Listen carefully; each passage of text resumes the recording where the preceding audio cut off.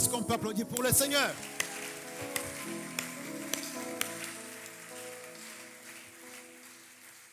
Les mariés ne sont pas encore là. Mais est-ce que le Seigneur est là? J'ai dit qu'on applaudit pour le Seigneur.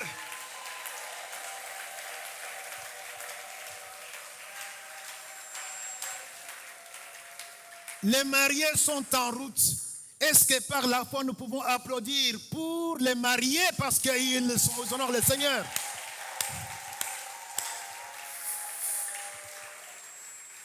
Alléluia. Alléluia. Mes frères, mes sœurs bien-aimées, je rends grâce au Seigneur. Il est vrai que je n'avais pas prévu de prendre la parole aujourd'hui, mais je suis comme bousculé dans l'arène. C'était prévu que les dimanches qui viennent, que le conseil puisse voir si je pouvais passer devant ou pas. Mais aujourd'hui, il était prévu que le pasteur de l'église de mon fils, Merdi, puisse être notre orateur. Dieu seul sait pourquoi il n'est pas encore là, mais on ne va pas laisser ce moment sans lui demander de nous parler. Regardez et voyez, mes frères bien-aimés, le thème annuel de part et d'autre. Dieu exécutera ses paroles pour toi. Puisque les propos et ce moment sont enregistrés, je me réjouis de ce que les mariés pourront entendre ce que nous sommes en train de dire ici. Dieu aussi exécutera les paroles qu'il a prononcées pour les mariés. Pour Eunice, pour Merdi, pour Eunice et pour leur progéniture. Il y a des paroles que Dieu a prononcées. Par exemple, Jésus a dit que si vous m'aimez, vous observerez mes commandements. Et mon Père vous aimera. N'est-ce pas? Alléluia. Et il se manifestera. Je me manifesterai à vous. Moi et mon Père, nous viendrons habiter chez vous. Et je me manifesterai. Alléluia. Il y a ce que Dieu dit. Si nous observons, Dieu va accomplir sa parole. Et j'aimerais dire à quelqu'un ici que si tu observes ce que Dieu dit, si tu honores Dieu en exécutant, en accomplissant ce qu'il dit, tu lui as mis la corde au cou. Jésus a dit, mon Père t'aimera. Jésus a dit, et moi et mon Père, nous viendrons faire de chez toi notre habitacle. On dit amen à ça?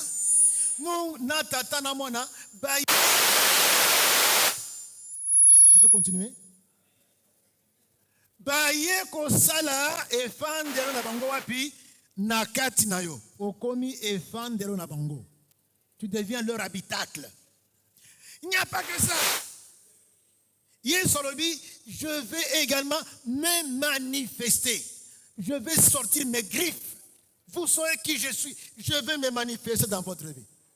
Je voudrais dire à Merdi et à Eunice, voilà le secret d'un mariage réussi. Et il y a des choses que Dieu a dites en rapport avec le mariage également. Et je veux lire une pensée qu'ils sont tenus à observer, que Dieu a communiqué au sujet du mariage. D'abord eux, mais aussi nous tous. Alléluia. Alléluia. Je vais vous demander de suivre cette pensée debout. Ça sera un verset qu'on va lire. Et c'est par honneur à notre Dieu que nous nous mettons debout pour suivre cela.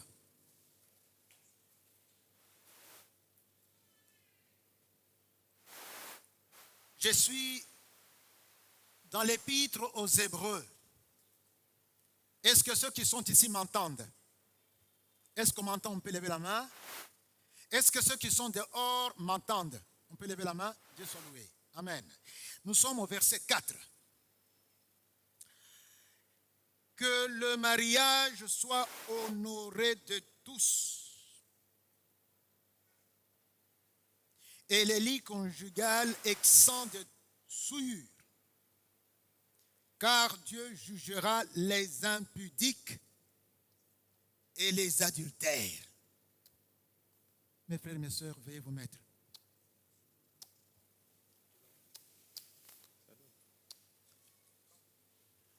Jésus a fait une promesse. Celui qui m'aime, est-ce que je parle aux gens qui aiment Jésus? Je n'ai même pas besoin de votre amen. Le fait que vous soyez ici, vous aimez Jésus. Alléluia. Ça se voit, ça saute aux yeux. Donc, même ceux qui aiment le football, les footballeurs de dimanche, c'est que vous aimez Jésus. Même mes amis, ce ne sont pas les séraphins, ils sont, comment ça s'appelle? Les archanges. Le séraphin est là. Les archanges. Et je me dis, il faut que les archanges viennent très souvent pour que je vois mon frère Galombo toujours à la base. Alléluia. Donc, vous êtes les bienvenus. Et moi, je sais pourquoi je sais que vous soyez les bienvenus. Que je vois certaines personnes aussi. Celui qui m'aime, dit Jésus, gardera ma parole. Voici la parole qu'il faut garder. Et Jésus dit, si vous la gardez, mon Père et moi, nous viendrons faire de chez toi notre habitacle. Et puis, moi, Jésus, je me manifesterai.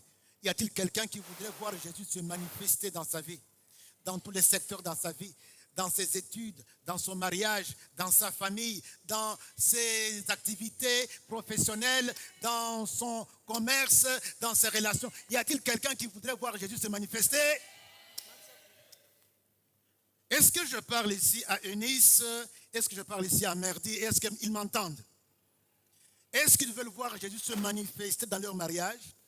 Dans votre mariage, Eunice et Merdi. Merdi et Eunice. Pratiquez ce que Dieu dit ici. Jésus a déclaré que si vous le faites, et le Père et le Fils, ils vont faire de chez vous votre habitacle. Non seulement votre corps, non seulement votre mariage, mais aussi votre maison, votre foyer. Et c'est ma prière pour vous, qu'il en soit ainsi. Alléluia. Qu'il en soit ainsi. Je voudrais parler à quelqu'un qui est ici, qui est marié, mais qui est en désaccord avec ce que Jésus dit et a dit. Le secret pour que tu puisses avoir la paix avec Dieu. Le secret pour que tu puisses vivre la paix avec Dieu. Reviens à ce que Jésus a dit. Reviens à ce que Dieu a dit. Retourne à ton Dieu. Vis-à-vis de ton épouse, vis-à-vis de ton mari. En tout cas, fais en sorte que tout soit comme Dieu le dit. Ici, qu'est-ce que Dieu a dit? Il faut que le mariage soit honoré de tous. Et les premiers qui doivent honorer le mariage, ce sont les mariés eux-mêmes. Si tu es marié, voici, il faut honorer le mariage. La seule façon d'honorer le mariage, c'est de vivre le mariage selon les prescrits de celui qui a institué le mariage. Il faut que le mariage soit honoré de tous. Quelqu'un dit Amen. On ne doit pas trouver dans le mariage des pratiques qui sont ici décriées, telles l'impudicité, telles le mariage, telles l'adultère. Donc on ne peut pas être impudique. Si toi, jeune homme, jeune fille, tu veux honorer le mariage pendant que tu es encore célibataire, ne verse pas dans l'impudicité, pas dans les désordres sexuels, pas dans toutes les bêtises qui sont le voyeurisme et autres pornographies. Honore le mariage. Toi qui es déjà marié, en ne restant attaché qu'à ton épouse, pas d'adultère, pas d'infidélité. Le mariage, le premier qui l'a honoré, nous savons qui il est. C'est celui-là même qui l'a institué. Le mariage, ce n'est pas une institution des hommes. Alléluia. Dieu a créé. Prenez le premier livre de la Bible, vous verrez que tout a commencé avec Dieu. Les choses n'ont pas commencé avec l'évolution, c'est avec la création. Dieu a tout créé. Dieu a créé tous les décors. La terre, donc le sec, l'a séparé avec les eaux. Il a mis dessus la végétation. Il y a eu la faune. Et puis, après avoir préparé ce décor, ce cadre, il a mis l'homme. Il a dit, le patron de tout ceci, c'est toi. Alléluia. L'homme devait administrer la création. L'homme devait gérer la création. Je vous dis que c'est la seule tâche que nous avons. On appelle ça le mandat culturel. C'est la vie de tous les jours. C'est puisque nous avons été déviés de la piste où nous pouvions administrer cette création comme Dieu l'avait voulu, qu'il a fallu qu'on corrige les choses. Et il a fallu le sacrifice de Jésus-Christ pour nous montrer quelle voie nous devrions suivre pour que nous puissions continuer à administrer la création que Dieu nous a donnée. Alléluia. On appelle ça notre service, notre travail. C'est pourquoi nous sommes créés. Et cela, c'est à chaque instant, à chaque moment. Et dans les couples, cela va sans dire. C'est dans la façon de gérer les relations entre l'homme et la femme. Dans la façon de faire en sorte que mon conjoint soit un homme heureux, soit une femme heureuse dans son couple. Je voudrais poser la question à quelqu'un qui est ici. Qu'est-ce que ta femme dit quand elle s'adresse à Dieu? Quand elle est seule, parlant à Dieu, à ton sujet, qu'est-ce qu'il dit? Est-ce qu'il dit, béni sois-tu toi qui m'as donné cet homme pour époux? Ou bien il dit, mon Dieu, que m'as-tu fait? Pourquoi m'as-tu donné ce démon? Est-ce qu'il regrette en disant, Seigneur, si c'était à recommencer, je changerai? Non, je voudrais que quand ta femme est devant Dieu, qu'il dise, Seigneur, si c'était à recommencer, en tout cas, ça sera avec cet homme. Alléluia. Et il faut que ta femme aussi dise que, Seigneur, quelle femme heureuse je suis. Voici, je voudrais qu'on fasse attention à ce que je dis. Voici, tu m'as donné cet homme et je ne voudrais rester qu'avec lui. Et même si c'était à recommencer, ça sera avec lui. Ce n'est pas un homme parfait, mais il est pour moi le bonheur parfait. Ce n'est pas un homme parfait, mais il est pour moi le bonheur parfait. Est-ce qu'on dit Amen? Est-ce qu'on lève la main pour saluer Merdi et saluer Enis? Je viens d'arriver. Soyez bénis, parrains, nous vous saluons. Soyez bénis et prenez part à bord du train. On continue. Est-ce que ton mari, quand il est devant Dieu, il dit, ah, Nzambe Pambolama, Opesingaï, Bolongani, Oyo, Sengai, Opesangay. Si c'est à recommencer, je veux reprendre une fois, deux fois, trois fois, 100 fois la même femme. Et j'aimerais, Seigneur, vieillir avec elle, et puis voir nos enfants, voir les enfants de nos enfants, et puis voir les enfants des enfants de nos enfants. Je veux rester avec elle. Ou bien il dit, mais Seigneur, tu m'as donné l'enfer sur terre. Qu'est-ce que je peux encore attendre au-delà? Est-ce que tu es l'enfer de ton mari? Le secret est simple. Mon cher Merdi, le secret est simple. Tu prends la parole de Dieu, tu la vis, tout ce que Dieu t'a dit concernant Eunice. Et Eunice sera une femme comblée, une femme heureuse. Ma grande fille, à travers le voile, tu es très belle. Je ne t'ai jamais vue aussi jolie. Mais écoute, pour que cet homme-là soit un homme épanoui et heureux, prends la parole de Dieu. Nous avons dit ici que Jésus a dit, quiconque même, qu'il prenne ma parole, qu'il vive ma parole, qu'il l'observe. Moi et mon Père, nous viendrons faire quoi? Habiter chez eux. N'est-ce pas? Et moi, Jésus, je me manifesterai dans votre couple. Levez la main si vous voulez que Jésus se manifeste dans votre couple. Levez la main. Ah, voilà, voilà. Ils sont d'accord. Est-ce qu'il y a quelqu'un qui voudrait que Jésus se manifeste dans son couple ici? Lève la main. Même les célibataires, levez la main. Alléluia. D'ailleurs, recevez l'onction des mariages. Et comment? Et comment? Mes célibataires là sont très belles, sont très beaux. Mariez-vous avec elles. Soyez mariés au nom de Jésus.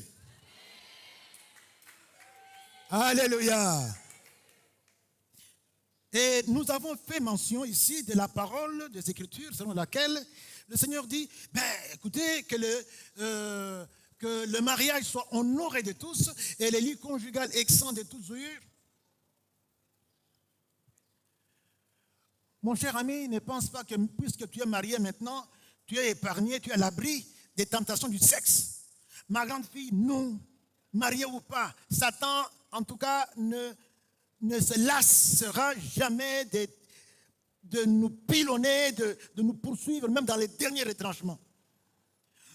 Eh bien, voici l'homme de ta vie. Voici la femme de ta vie. Toutes les autres qui viendront, ce sont des femmes des autres. Il n'y a pas à souiller les lits conjugales. Est-ce que vous m'entendez? Est-ce que vous m'entendez?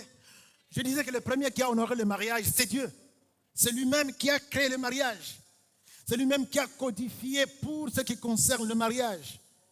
Et j'ai dit que la preuve que nous sommes dans la logique de la création, c'est que ce que Dieu a créé est encore comme il l'a créé.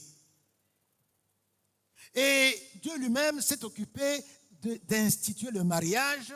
Et le mariage reste toujours une affaire de l'homme et de la femme. Hétérosexuelle. Ça n'a pas évolué. L'évolution, c'est avec comment il s'appelle encore?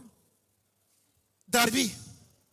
Allez dire à Darby que l'évolution, c'est son affaire. On n'a que faire avec l'évolution. Nous, c'est la création. Et à la création, Dieu a institué le mariage. Il n'a pas évolué. Aujourd'hui, il y a des gens qui se présentent à la mairie avec des chiens, avec des chats. Ils se marient.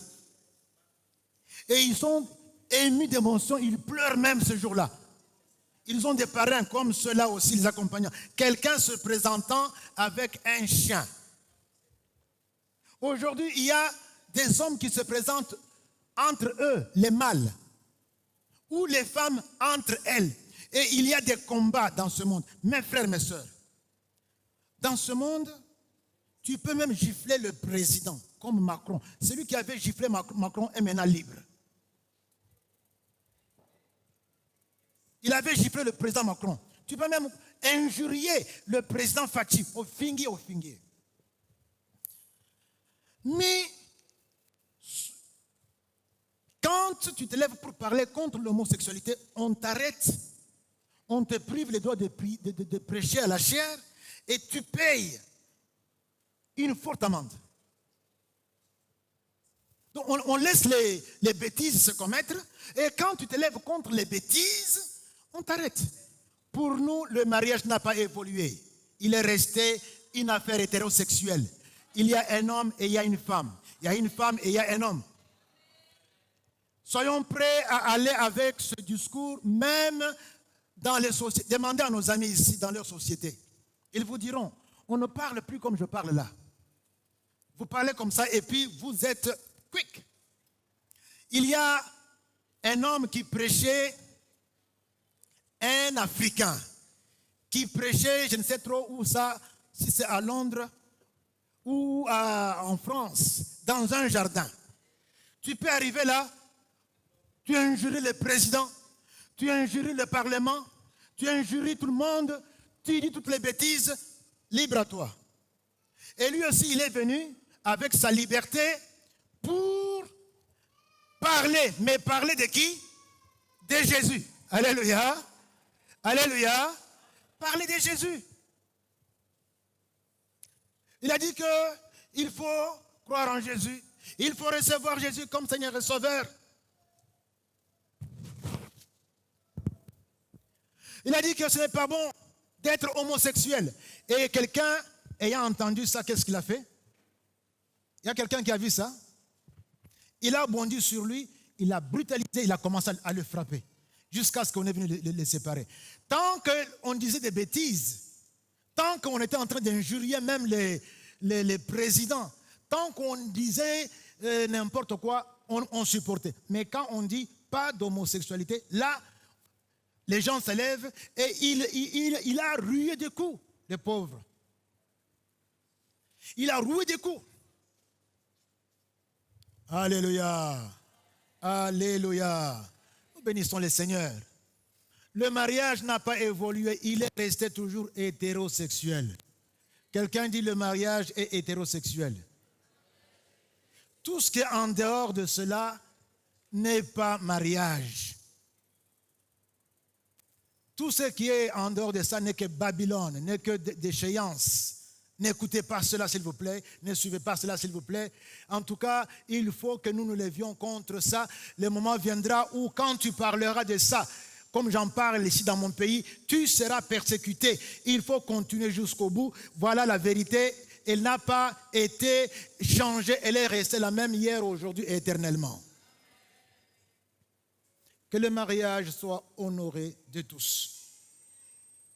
Et nous, en tant que concernés, étape par étape, nous devons honorer le mariage. D'abord les mariés eux-mêmes. Comment devez-vous honorer le mariage?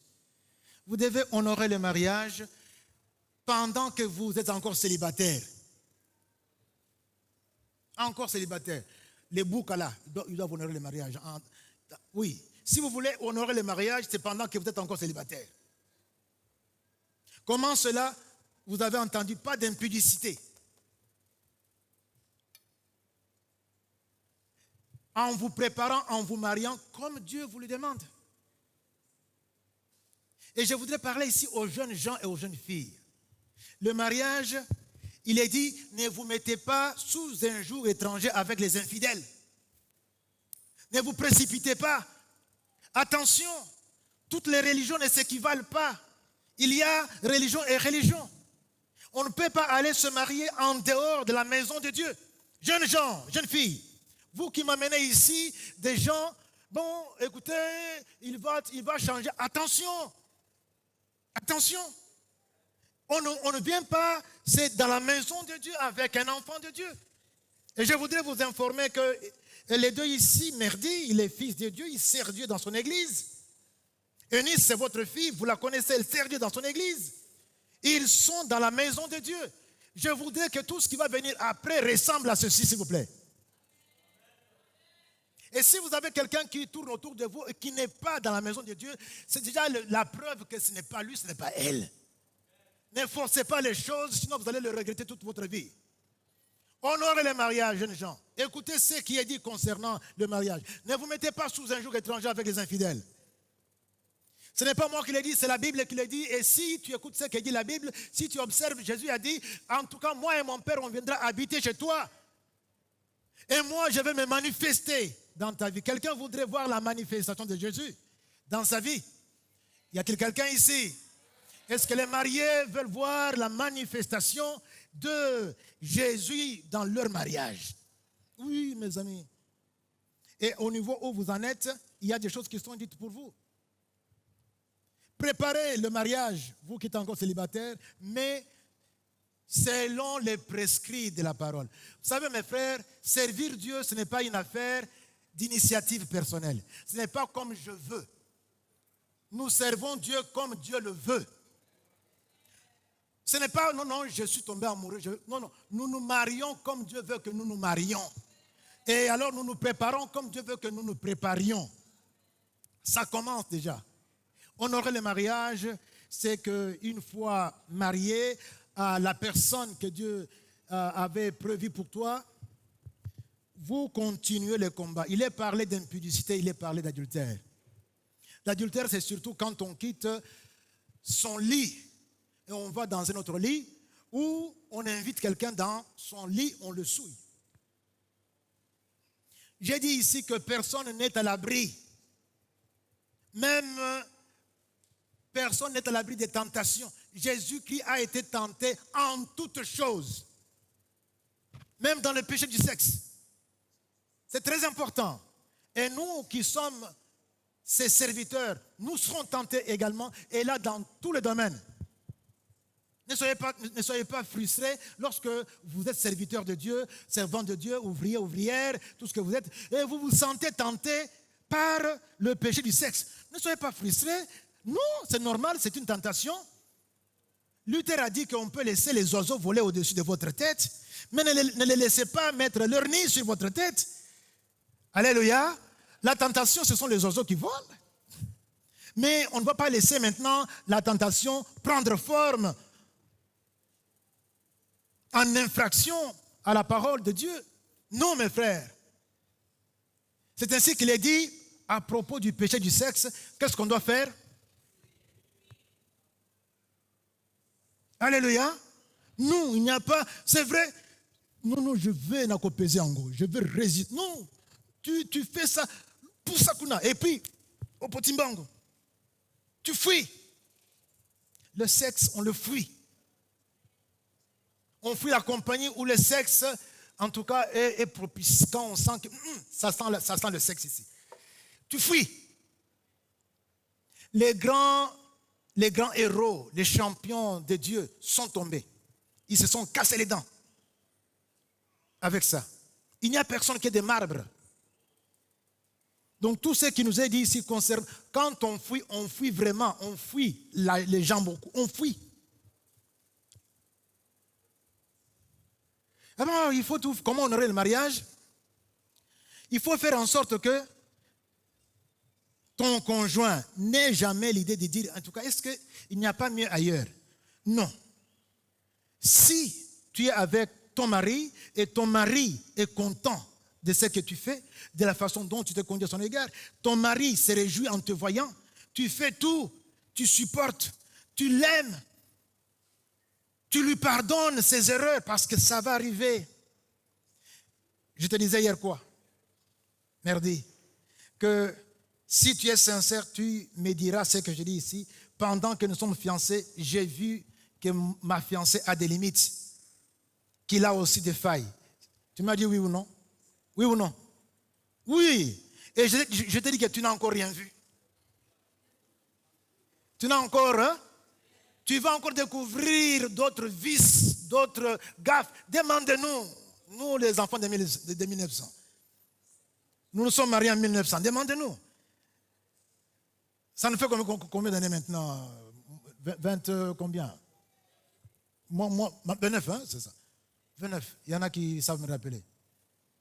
Et chaque jour, je découvre des gaffes et des gaffes et des gaffes. Mais le plus important, je sais, mais c'est elle qu'il faut. Alléluia. Il faut donc, et je suis déjà préparé à pardonner. Donc si je vais demander au Kabbalah ici, il me donne 35 ans, 30 combien? 36? 30? 32, oui. Et les Lusaïgisa? 36. 36. Donc, ce sont les aînés. Nous sommes devant le Seigneur. Maman, est-ce que tu n'as pas encore découvert des défauts de ce brave merdi pendant les fiançailles? Oui, tu n'as encore rien découvert. Parce que ça sera chaque jour. C'est pour cela que je vous dis que le secret du mariage réussi, c'est de recevoir l'homme que Dieu te donne, c'est de recevoir la femme que Dieu te donne. De sorte qu'à temps Nguindi, tu dis, Seigneur, c'est la personne que tu m'as donnée, je vais la supporter. Avec la force que tu me donneras. Alors, tu vas tout faire pour qu'elle soit heureuse. Tu ne l'exposes pas aux tentations. Tu vas tout faire pour qu'il soit heureux. Il ne sera pas, donc il aura des sollicitations partout où il est, dans son travail, partout dans ses missions. Mais non, il n'aura des yeux que sur toi. Honorer le mariage en faisant que Dieu se retrouve. Comment Dieu va se retrouver? Quand tu vas traiter l'autre comme tu veux que tu sois traité, c'est-à-dire l'aimer. Et il y a des choses qui sont dites. Et on va y revenir ici dans l'instruction et aussi dans l'institution du mariage. Concernant l'homme, concernant la femme, qu'est-ce qu'il doit faire? Quand tu le fais pour elle, quand tu le fais pour lui, tu le mets à l'abri des tentations. Ne soyez pas là quand il vient. Dis non, non, écoutez, moi je suis fatigué. Quand il vient, sois avec lui là où il est. Même si tu es fatigué, il voit que tu es fatigué, mais tu veux qu'il te voie. Tu lui parles, comment a été la journée. Et toi aussi, quand tu vois qu'il est fatigué, chérie, tu es fatigué, peux-tu aller te reposer? Hein? N'est-ce pas? Non, Fandawa, ok, moi aussi. Non, non, pas comme ça. Alléluia. Honorer le mariage. Tous doivent honorer le mariage.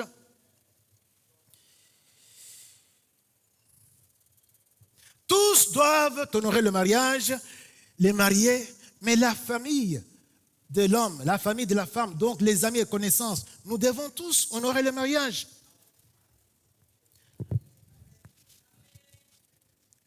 La Bible dit que l'homme quittera. Sachez bien que les enfants qui se marient là ont quitté le statut qu'ils avaient. Ils ne sont plus enfants assis sous votre autorité. Ce sont maintenant des collègues. Ce sont des collègues maintenant. Là. Ils vont savoir le bien et le mal. Ils vont devenir comme nous, connaissant le bien et le mal, tels qu'ils sont là. Mais pas vous, c'est eux.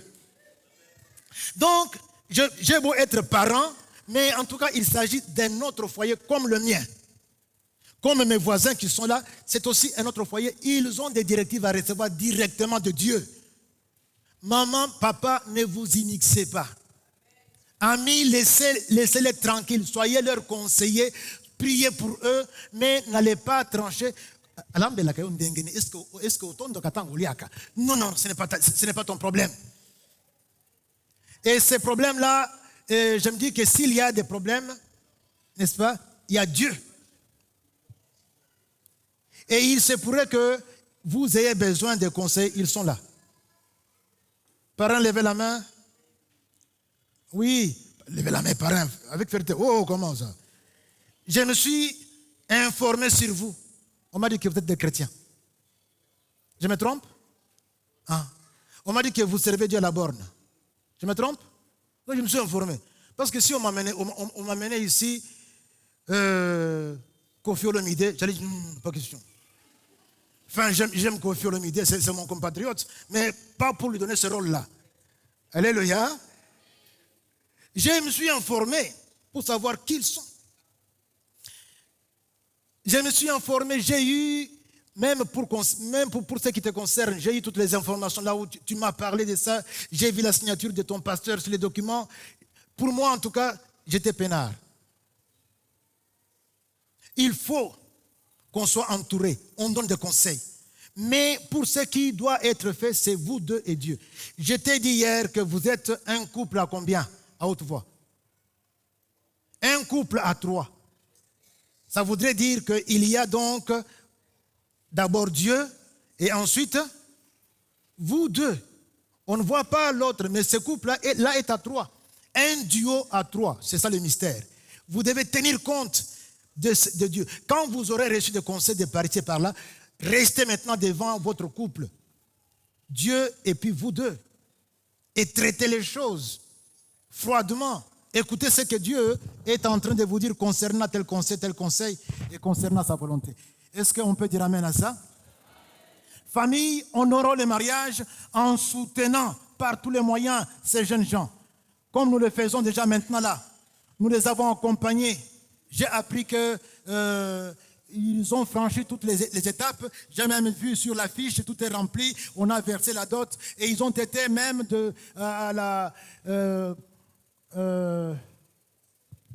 oui, comment ça s'appelle encore?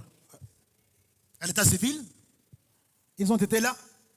Et c'est comme ça qu'il y a eu la réjouissance. Donc, toutes les étapes là, nous les accompagnons, nous sommes là, nous les soutenons. Hier, j'ai vu Merdi, fatigué, cassé. Je parlais avec lui, il ne faisait que bailler. Waouh!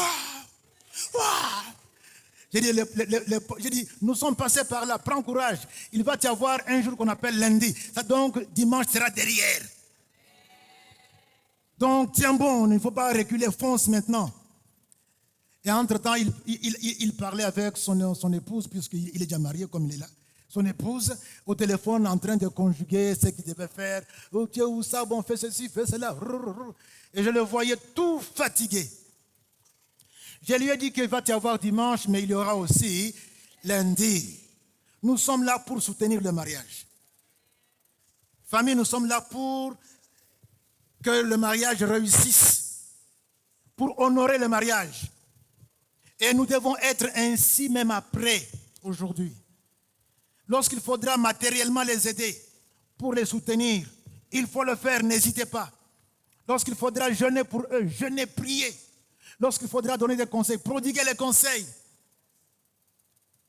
Lorsqu'il leur faudra trouver des opportunités qui peuvent leur donner, en tout cas, une issue meilleure, donnez-leur, qu'ils soient heureux. Lorsqu'ils vont rencontrer des difficultés et qu'ils vont chercher un peu à s'appuyer sur vous, recevez-le et puis relancez-les. Que les mariages soient honorés de tous. Lorsqu'on viendra avec des plaintes du genre maman, grand frère, petite sœur, voilà ce que je suis en train d'endurer, il faut diriger le conseil dans le sens de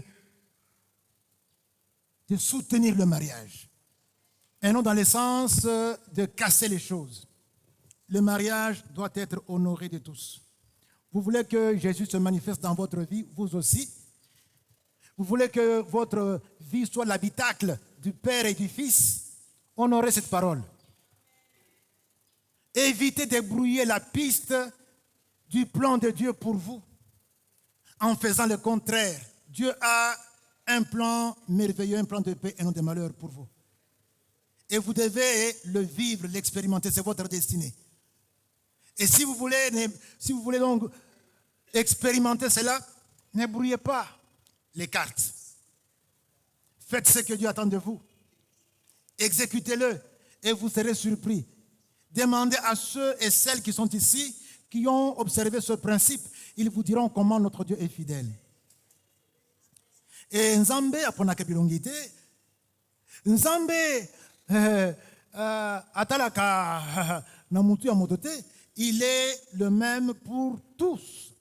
Il fera ce qu'il a fait pour les uns et pour les autres, pour vous aussi. Pas de favoritisme. Mes frères et mes sœurs, l'Église, comment pouvons-nous honorer le mariage? C'est en parlant comme nous parlons ici à haute voix du mariage. C'est en enseignant aux jeunes gens et aux parents comment on doit vivre le mariage. C'est en ayant une commission tout entière des couples et responsables des familles, commission dans laquelle j'invite tous les mariés, quand il y a des manifestations, quand il y a des conférences, quand il y a, donc on dit, les mamans venons, les papas venons, et puis couples et responsables des familles venons, soyons nombreux. Ce qui est dit là concerne ce que Dieu dit pour notre statut d'époux, notre statut d'épouse, notre statut de parents, notre statut de futurs parents pour les jeunes filles et pour les jeunes gens. Est-ce qu'on peut dire amen à ça? Est-ce qu'on peut dire amen à ça? Que le mariage soit honoré de tous. Et cela permettra à Dieu d'exécuter ce qu'il a dit et déclaré pour vous. Ce qu'il a arrêté pour vous. Il va l'accomplir sûrement. Est-ce que quelqu'un peut dire sûrement? Il va l'exécuter pour vous et en faveur de vous. Dieu est pour vous, qui sera contre vous? Alléluia. Alléluia. Que le Seigneur vous bénisse.